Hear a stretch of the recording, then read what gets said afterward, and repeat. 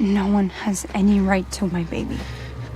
He's my... Just to be sure, there's a spoiler. Shauna has suffered many losses since being stranded in the wilderness, including the deaths of her best friend Jackie and her newborn son, and actor Sophie Nélisse warns that pain will lead to a dark path in Yellowjackets Season 3. Not being chosen as the leader after going through all that suffering may seem like a petty grievance to some, but it's the straw that broke the camel's back in her eyes. By episode 2, she has defied Natalie's instructions and picked a fight with Mari so bad that the girl ran off into the night and right into Coach Ben's menacing arms. Not everything in her life is darkness, however. As the end of Dislocation suggests, she has sparked a fiery and surprising romance with fellow survivor Melissa. But even that silver lining comes with a cloud in the world of Yellowjackets, and Nélisse hints that the dalliance will not end on a high note. Such a tease has roots in the episode itself, which juxtaposed their first kiss with a scene of adult Shauna, Melanie Lynskey, desperately trying to uncover the identity of a mysterious stranger who left their phone in a restaurant bathroom for her to find. It's a boy, Shauna. Welcome to Movie Spy. When Screen Rant interviewed Nélisse about Yellowjackets Season 3, the actor had some disquieting words to share about Shauna's arc. Manipulation and power plays seem to be the name of the game, as Shauna reacts to being cast aside by it with rancor and resentment. Aside from getting to the heart of Shauna's outbursts in episodes 1 and 2, the star also shared her controversial take on the kiss with Melissa, as well as her method for syncing performances with Melanie Lynskey.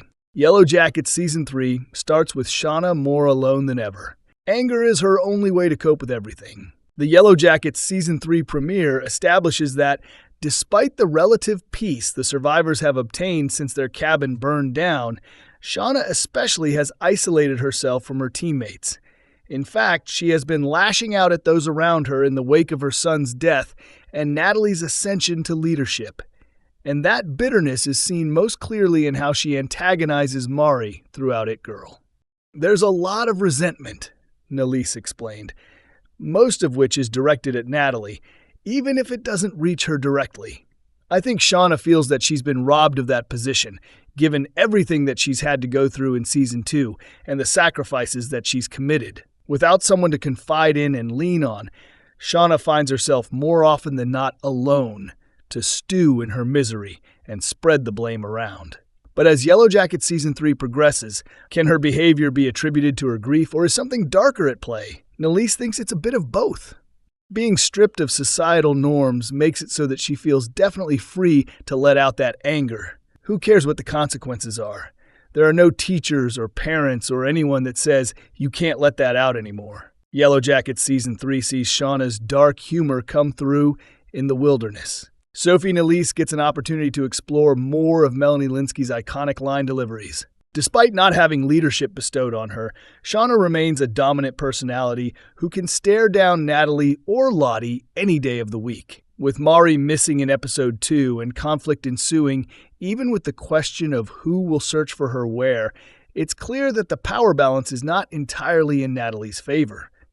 Nélisse teased that the dynamics through the season will shift and potentially split the survivors into two separate groups. Even adult Lottie and Misty, who are themselves quite capable of inspiring fear, readily admit they are scared of Shauna to this day. Her behaviors in the past and present timelines grow much more similar in Yellowjackets Season 3, leading to the question of how each actor handles her part. Nélisse was effusive in her praise of Melanie Lynskey, whom she says definitely has the harder task. There's no denying that younger Shauna doesn't know what she's about to face and really just lives it day by day. This affords Nélisse the opportunity to establish a pattern of reaction as an actor without having to match what her older counterpart is going to do. Lynskey, on the other hand, must absorb Shauna's past experiences into her performance, even though she wasn't the one to originally act them out. However, Nélisse was quick to point out that this wasn't a hard and fast rule the performers set down for themselves. Their discussions have been less centered on acting tips for specific scenes and more on Shauna's essence. Their views on the character have been in sync since Season 1, so I didn't really want to change anything. Nothing has changed, that is, except for some of Shauna's humor making its way to the wilderness. Shauna finds love in a hopeless place, but can it last? You can't love someone else until you love yourself. One survivor manages to chip away at Shauna's spiky armor and sarcastic jokes in Dislocation, Melissa. Shauna surprises both herself and her sparring partner with a kiss in episode 2, a development that elicited a passionate response from Nélisse. Though she cautioned that it's definitely new for Shauna, and I don't think she really understands how she feels about it, her thoughts on the matter indicate it will have a lasting impact on Shauna's development. Given that Melissa has not been seen or spoken of by the present-day survivors, there's no doubt that the relationship ends badly, but Nelissa's words paint an even darker picture. If Shauna throws away an opportunity for pure love in exchange for a short-term grasp at power, there's no telling how Melissa will react, should she live through the coming episodes, after realizing she's been used. A grudge like that can last, and with someone apparently stalking Shauna in the present, it could be Melissa coming back for revenge.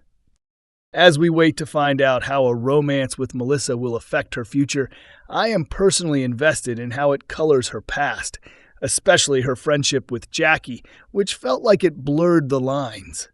Though Nélisse was coy about discussing Jackie specifically, she did acknowledge that her loss was still part of the grief Shauna is dealing with. She's not able to cope with that and to do what we would, which is see a therapist, the actor continued. Lottie is the only one resembling anything close to a therapist, and Natalie is the only avenue for conflict resolution, which can only spell trouble. Shauna's violent outbursts are endangering her fellow survivors, as evidenced by Mari winding up in Coach Ben's cave, but soon they may lead down an even darker path from which there is no turning back. Of course, viewers know she makes it out of the wilderness alive and remains sound enough to build a happy home with Jeff for several years, but the past still haunts her. Her coping mechanisms haven't gotten any better either, which could be a big problem now that her daughter is fully immersed in the world of the survivors. Thanks for watching.